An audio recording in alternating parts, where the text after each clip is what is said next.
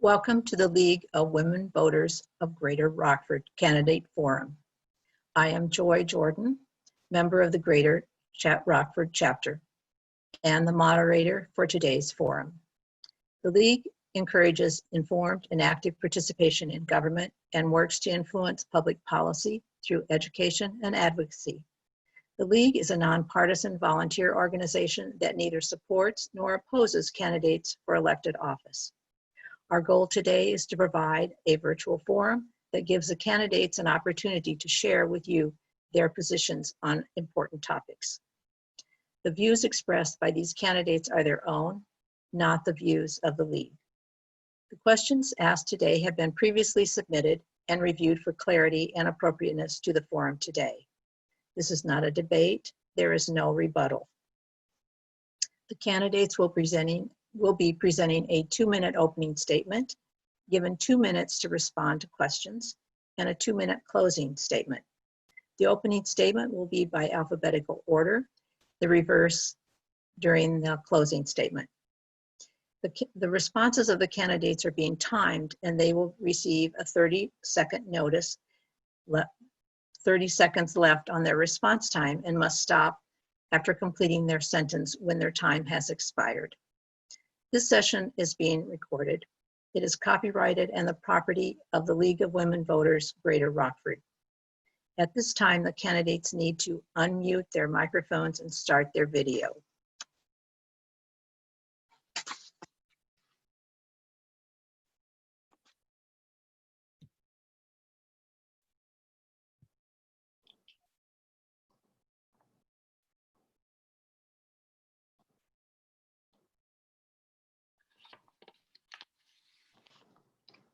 Welcome back.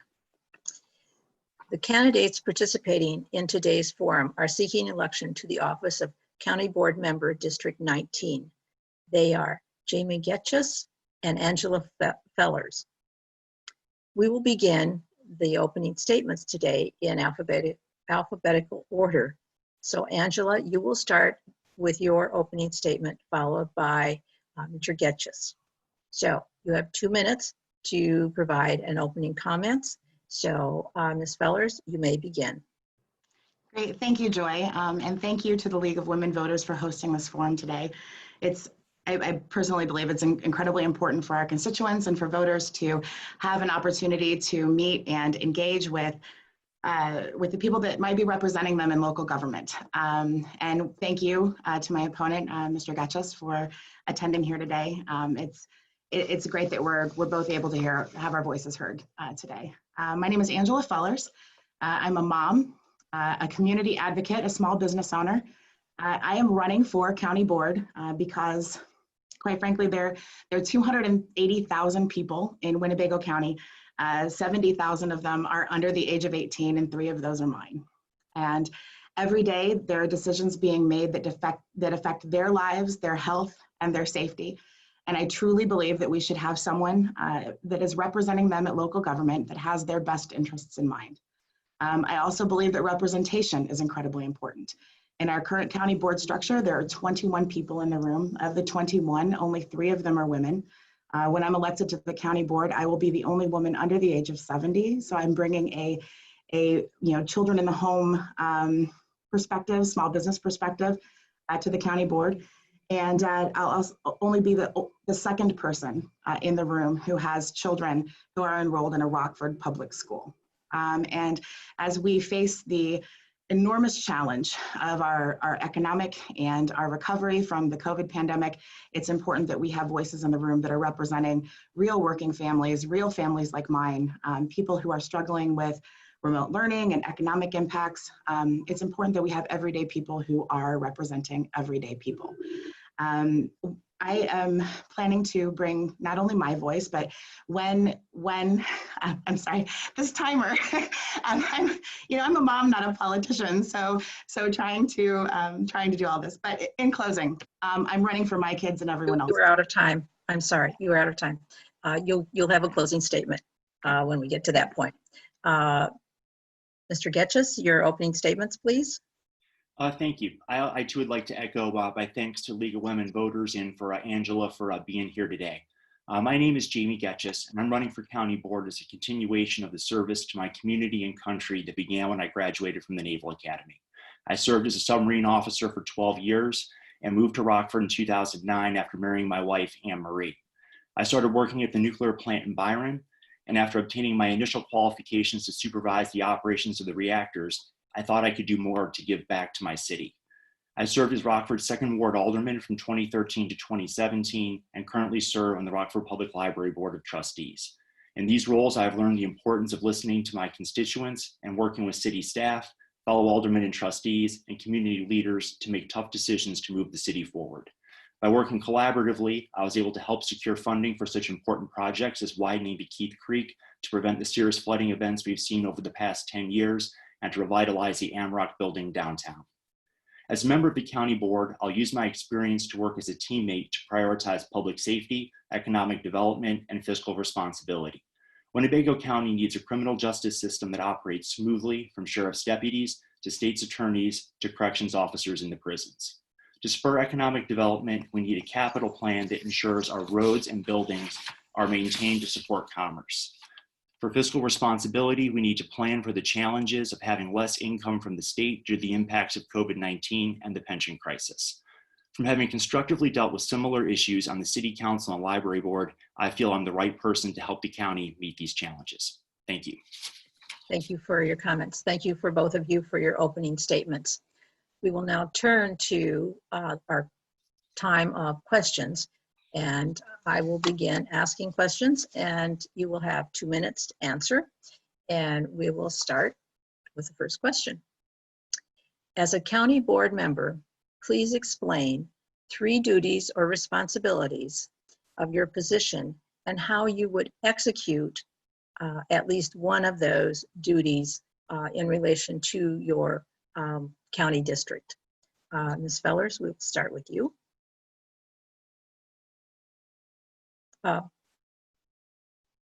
She's muted. I got it. I'm sorry. There I you feel go. like Okay. we're in this every Zoom meeting. Take off your mute. So Hard to hear you when you're muted. I understand. So I think my kids probably wish that there was a mute button for mom. Well, I'm sure that they're looking into that. There are a lot of duties that go along with being a county board representative. 3 of them are making sure that we're properly funding our health and public safety systems, making sure that we are properly representing the constituents that are, all of the constituents, everyone who's in the district, not just those that agree with a certain political ideology or who represent certain special interests. It's incredibly important that we bring people together and that we work collaboratively, and that we're making sure that we're working with our fellow board members to bring stability and trust back to county government, which is something that I don't think that it has right now. There are a lot of people who don't understand what's been going on. There are a lot of people who are on the board right now that don't understand what's going on. And so it's important that those are 3 duties that need to come together. And excuse me. And one of what I can actually show you, instead of saying something that I'll do going forward, I can tell you about what I've already done with the county board. My children's father is the current representative for the district for which Mr. Getchius and I are running to represent right now. And I have worked collaboratively with him behind the scenes for the last 4 years, taking care of all the constituent services. When our constituents in the 19th district had questions about zoning, if they had questions about healthcare, if they had questions about things, whether or not they were related to the county board, constituent services was something that we answered. We took the call. And so I have helped people navigate finding unemployment and social services. I've helped people find and navigate assistance with legal issues, with zoning issues, with things that are going on for them personally. A lot of times, the most important role of a representative isn't just representing the district on the county board, it's also making sure that our constituents have a competent and capable liaison between them and their government who is going to help them and help them navigate things that are very personal to them. Thank you for your comments. Mr. Getchius? Yeah, thank you. The top 3 responsibilities that I see is making sure that that the county board is involved in long-term planning for the fiscal health of our taxpayer dollars, ensuring public safety and driving economic development. For long-term planning, I would work with the fellow elected officials. Cooperation is very important, with the sheriff, county board chairman, state's attorney, to come up with a strategic plan for what we need to prioritize for the county moving forward. So starting off, we have to take a look at the impact of on our budget for the next 4 years. Some of the challenges that are going to come at us right out of the bat will be a reduction in the replacement tax that comes from the state. And that's due to the COVID-19 crisis and less income tax that they're receiving. And then the challenges are going to come from the results of the census. I think the census are going to show that the Rockford area and Winnebago County population is going down, and that's going to mean a reduction in certain funding sources. So we need to determine what our top priorities are, starting off with making sure we have a capital plan. Right now, we need to make sure that we need a plan that systematically fixes our city roads, starting with the roads that are used by truck drivers for commerce in the city. We need to make sure that we don't have load-posted bridges. We need to make sure that our plan is taking into account the highways that are the commerce for our city. If truck drivers have to take more circuitous routes, then that means that there's going to be higher costs in the city. So there's different sources of state funding that you can get to help with road plans. I've got experience in how to obtain those from working on the city council and the library board. And that's a specific example of what I'd advocate for the commerce in my district. Thank you for those comments. Next question. What do you see as the significant issues specifically in your district, and how do those issues differ from the whole county? And then how do you solve some of those differences as a total entity of the total board? Mr. Getchius, we'll start with you. For the county district, right now there's a lot of challenges that are specific to the district from the COVID-19 crisis. There are a lot of restaurants and small business owners throughout the district. There's new businesses that are looking to start, similar to the shop that's about ready to open at the old Schnucks just down the street from my house. So that's one where making sure that there's the right communication between the county health department and our district on what can we do to maximize business? What support do our business owners need? Right now, there's a lot of challenges that restaurant owners are facing because of the restrictions being placed on eat-in dining and the fact that it's just getting harder and harder to eat outside because of the weather. We need to make sure that there's a plan for how can we safely keep these businesses open. We need to take a look and see what we can do to help, because there's been too many restaurants and small businesses closing. So small business is a very important part of this district. There's a lot of small businesses embedded right in the neighborhoods, which makes it very unique in Rockford. There's within 5 blocks of my house, there's 8 small businesses. And then you go over across to the other side of the river, there's a whole bunch of businesses right in restaurants right on Main Street. So we need to make sure that they've got the support that they need, and that they've got an open line of communication to the county staff. And I'm definitely committed to staying in touch with the business owners and making sure that their needs are communicated. Thank you for that response. Ms. Fellars, your response, please. So the challenges that are facing our district are as diverse as our district itself. Our district, and for people who are watching who may not know, it runs roughly from Riverside to State and from Alpine to Rockton Avenue. So in the north, south, and east and west, it's shaped like a heart, a little wider at the north and more narrow at the bottom. We have areas that are very wealthy. We have areas that are very poor. We have an incredibly diverse district, which means that the struggles that that I see from constituents, the things that I get from talking to my neighbors and from working families every day, most people, excuse me, most people that I'm speaking with are talking about how we're facing challenges of coming together. We're facing challenges of not being able to rely so much on our neighborhood networks because of the impact of COVID and how it's been isolating us from our neighbors. The challenges that we have right now are that people are worried about their jobs. They're worried about keeping their homes. They're worried about keeping their kids safe. They're worried about the impending financial crises that are coming down the line for our district. And the number one thing that we can do to address that is that when we are in the county boardroom, that we are working together for people first policy, that we are putting people before politics, that we are putting people before teams, that we are not addressing any kind of policy at the state or at the county or at the city level without bringing as many voices to the table as possible, making sure that everyone is being heard. I share Mr. Getchius's concern for our small businesses, but our working families right now and the people who work at those small businesses, the people that own those small businesses, they can't be reduced to dollars or financial policy. We need to empower people to take care of their families, and we need to do that by putting people before politics. Thank you for those comments. Mr. Getchius, you referred a little bit to budget issues, so I have a question about that. How would you handle any debt in the Winnebago County Board budget?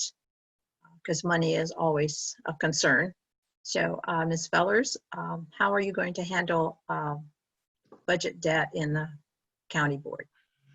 So we have to, I've been talking to a lot of my neighbors. I've been talking to voters. I've talked to over 5,000 voters in the last couple of months. And almost everyone says the same thing, like, how are we going to fix this budget? And I say to them, we're going to fix this budget by running the county budget the way I run my home. I'm a single mom of 3. I have 3 children. I have a finite amount of resources.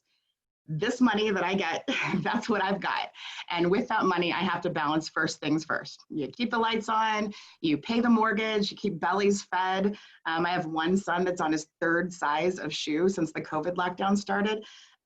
These are real issues that are facing real families. And the money that goes into the budget at the county, that's real money that comes out of our pockets. And so we need to treat it like it's ours. Rule 1, invest in yourself.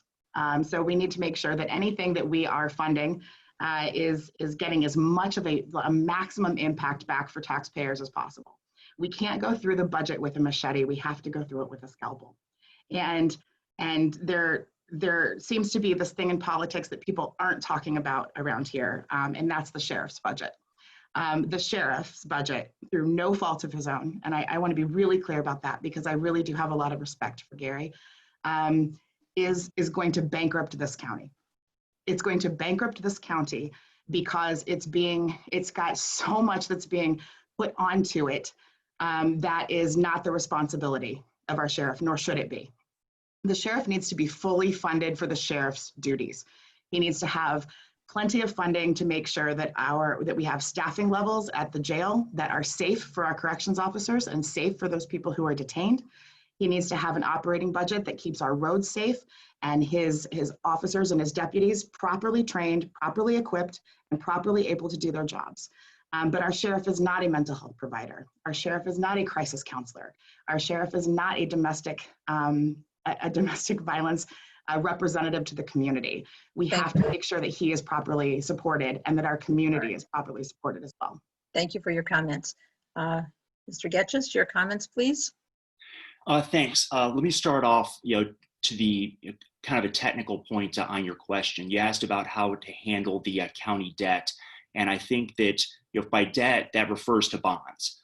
So there may be some opportunity on the budget to look at refinancing our bonds with the currently very low interest rates that are out there. So when I was on the city council for 4 years as part of the finance and personnel committee, and we refinanced several iterations of county bonds or city bonds, we're able to save hundreds of thousands of dollars a year on the budget. So that's one first place to go ahead and look for some opportunity to improve our use of taxpayer dollars. Additionally, we need to take a look at what bonds are going to be rolling off of the county payrolls and making sure that we don't come back and take on more debt in its place. One of the challenges on whether it be a city, county, or library budget, if you have to repay a lot of debt over a long period of time, that makes it harder for you to do your day-to-day job. So certain things that have been done on the city, like the sales tax that goes to the roads, capital improvement plan, that prevents the need from having to go bond. The mental health tax that was passed by the voters in the spring, gives us opportunity to provide mental health services and relieve some of the burden off of the sheriff's budget. So taking a look, at what we're doing with the debt is very important. And then for the deficit, we need to make sure that each year we are balancing the budget and making the right tough decisions so that income and expenses every year are balanced just the way you would expect. Thank you for your comments. We're going to leave the topic of money and go to a different topic here, a little diverse here. Reports have been made that 14,000 tons of garbage is being dumped into our landfill from other municipalities. Is this good economic policy, or is this an ecological policy? What are the problems associated with this practice? Mr. Getchius, your response, please. Thank you very much. It will come back to the subject of money. We thought Yes. that we were going to leave that. The county does get some revenue due to host fees associated with the garbage. My position is we need to start using that money to put the landfill in a state that is environmentally friendly and is neighbor friendly. We're at the point that, eventually over the next few years, the landfill is going to fill up and it's not going to be useful anymore. So regardless of, whether or not it's a source of economic stimulus or not, it is going to be going away just from amount of space. I think it's time to take a look at using the money we gain from that to making it into a facility that's not producing smell. We need to look at how we're going to decommission it, how we're going to make it so that we're not using that space over the next several years. I know there's been a lot of complaints from the neighbors of the landfill, and we do have to get to the point as a county where we're looking at other sources of income and development that aren't related to trash. Thank you. Ms. Fellars, your comments, please. So yes, so it is about money, right? The back door. Pardon? The back door. So is it environmental policy? Yes. Is it smart policy? It's necessary policy. The host fees have fortunately helped to stop some of the gaps that we've had in the budget, and there was an enormous cost for environmental impact, both with quality of living for those who live around the dump area, and all the way up here, on the west side by the river, I've been able to smell the dump as well. So, so when it does close, we do need to make sure that it is retained to as ecologically of a stable state as what we can. In the meantime, the host fees that it generates really need to be used to spur more economic development, to help to give property tax relief, and take care of some of the budgetary items that haven't been planned for in a perpetual and sustainable way.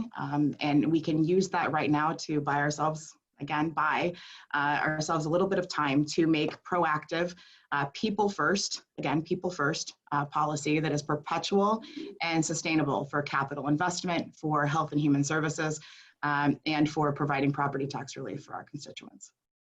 Thank you for your comments. Next question. Gun violence is in the news here in Winnebago County almost daily. What do you see as your role to reduce gun violence in our county? What specific programs will you support? Ms. Fellars, your comments, please. These are really big questions. So gun violence is a problem, and violence in and of itself is a problem. And a lot of that has to do with what I mentioned earlier about how we are expecting a lot of our services to be provided by departments that aren't necessarily equipped or the most efficient provider of those services. The best way to de-escalate a situation is to make sure that it never escalates in the first place, which is why we need to be in our streets. We need to be talking to our neighbors. We need to be, as representatives, not just to the county board, but as representatives in our districts, and continue these conversations to provide stability in our neighborhoods, to provide de-escalation policies, trauma-informed drug and alcohol and domestic violence initiatives to help stop the perpetuation of the violence that we have in our streets. And we also need to look at our policing policies. We need to regain trust between our communities and our police forces, regain trust between our people and our sheriff's department, which is also a police force. And as a member of the county board, I would be working very hard to make sure that we are including as a first thing first, as part of a people first policy in our budget, in how we are funding, in how we're funding our county, that we're taking care of our people for de-escalation, for education, for anti-recidivism policies, for things that we can do to make it easier for people to thrive and feel safe in their neighborhoods. Every child, every parent, every retiree deserves to feel safe in their home. And it is my commitment to do everything I can to make sure that that happens. Thank you. Mr. Getchius, your response, please. Thanks. I think the most important thing I would advocate for is cooperation between law enforcement agencies. When I was an alderman on the city of Rockford, there was a lot of effort that went into community policing, reaching out into the troubled neighborhoods. In a lot of areas where there's a lot of gun violence, many of the citizens living there know where the guns are, know who the violent people are, but are afraid to come forward to the police and sheriff's office to say anything. So developing relationships and developing trust and making sure that that gets passed between multiple government organizations, from the FBI to the Rockford City Police to the Sheriff's Department. So communication is very important. And then also bringing in other services as needed. Right now, we're taking a look at a co-respondent program where for certain calls, a mental health professional will accompany the law enforcement people coming to a scene. That's one creative and potentially effective way of reducing violence and making sure that mental health professionals are there to help with the sheriff's department and also help with the situation and get the people the assistance that they need. So it is about cooperation. It is making sure that we are funding the right initiatives. The biggest influence the county board has on this is the power of the purse strings. So making sure that the right priorities are being set, that the sheriff, the state's attorney are working with people regionally to address this issue. So regaining the trust of the citizens, making sure we're getting the right information, and that law enforcement is embedded with the community. That's what I would support. Thank you. One more question.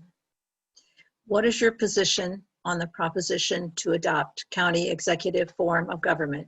And what is your explanation about what this means to the voters? Mr. Getchius, we'll begin with your comments. For the proposition that's in front of the voters, there's a few things I'm disappointed in. One, the manner in which it was done. There's not a lot of information that's being provided right now as to what it really means. So, personally, I would like to see the measure voted down, and I'd like to see more community engagement and education as to what we want in our county government, maybe revisit the topic in a couple of years. I believe that the county and the executives should work together. As a county board member, I would support voting to restore the executive powers to the county board chairman, because I do believe that having a strong chairman who can work with the county administrator is a very positive thing. It's helpful for that administrator to have one boss instead of 20. And so I think that's more effective. But I think that there does need to be more discussions. I'm getting a lot of questions as to, if you actually read the statement, it talks about the executive form of government and voting to become non-home rule. Well, what do we mean about that? I know at the city level, that means one thing and gets a lot of attention and excitement.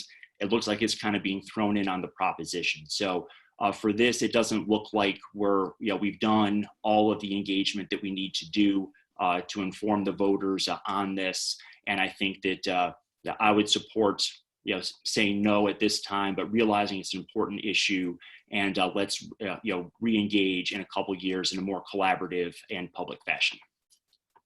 Thank you. Ms. Fellars, your comments, please. I am strongly in support of a county executive form of government.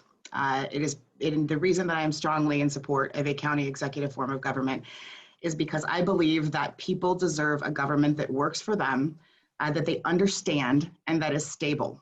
In Mr. Getchius's comments, he mentioned that he would be fully willing to vote for a return of powers to the chairman, as would I, but being in support of returning powers to the chairman also acknowledges the very real problem that there is the possibility to vote to take powers away from the chairman. This creates a lot of instability, as we've seen on the current county board. It becomes an opportunity and an opening for personality politics, for chaos, for infighting.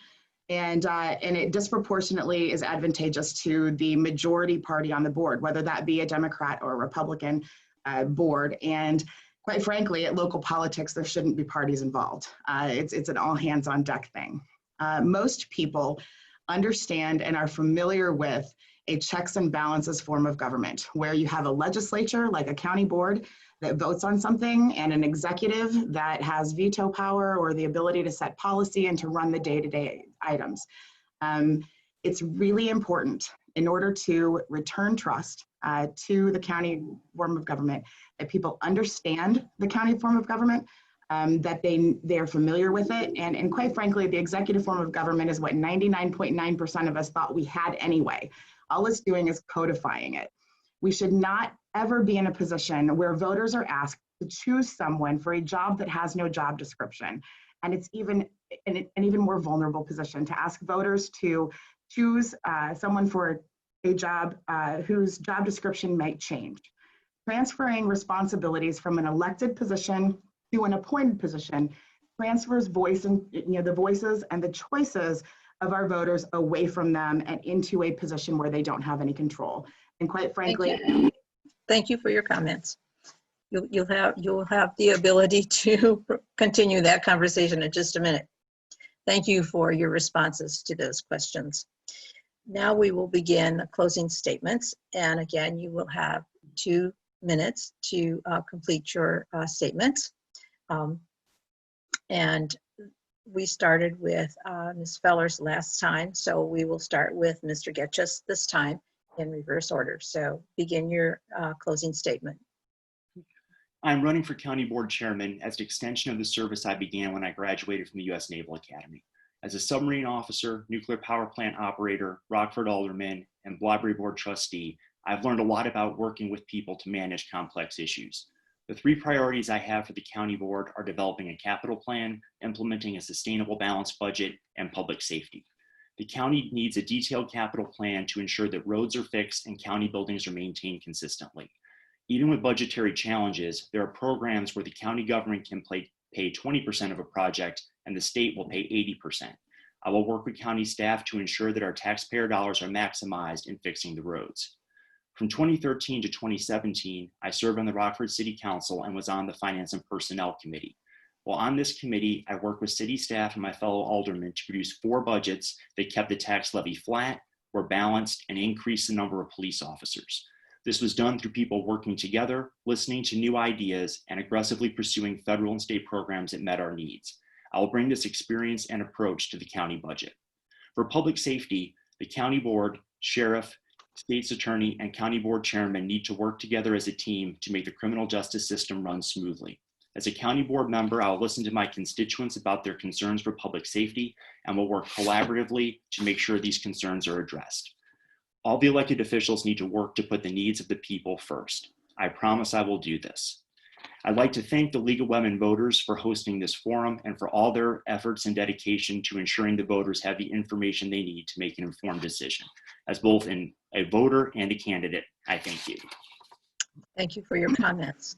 Ms. Fellars, your comments, closing comments, please. Thanks. So one quick thing that I wanted to address, which I'll shorten my closing comments with, that is the wording of the executive form of government. The wording of it, which includes home rule, is required by state law. That's the only way that it could be worded. And so while I agree that it's very confusing, a quick Google search will pull up all of the statutes for how that's worded. I am running for county board because I believe that we need to have people who are representing us that are like us. I grew up in a small town. I'm a pastor's daughter. My family still farms. I attended Indiana University on an Army ROTC scholarship. And I wanted to also thank my opponent for his service. I am a mom with 3 children and a small business owner. And in a representative government, the people who should be representing us are people who are like us. And I feel that I am very much like my district. I understand the struggles of remote learning. I understand the struggles of small business ownership and worrying about employees, but also about taking care of bills. And I understand that the money that goes to our county is our money. It's my money. I mentioned at the beginning that there are 280,000 people in Winnebago County. 80,000 of them are children. 3 of those are mine. I am running for county board because we need an advocate for all of our children, all of our working families, and especially for women who are running for, who are running a lot of our households right now, to make sure that they're represented and that their voices are heard. It's important that we have representation above all that shows up. And you can ask anyone that's something that I do very well. I show up for my neighbors. I show up for my family. I show up for my community, and I will show up to my board. Thank you very much for those closing comments. Thank you today for participating in our forum. This forum was brought to you by the League of Women Voters, Greater Rockford Chapter. Please exercise your right to vote on or before November 3rd. Thank you. Thank you. Thanks.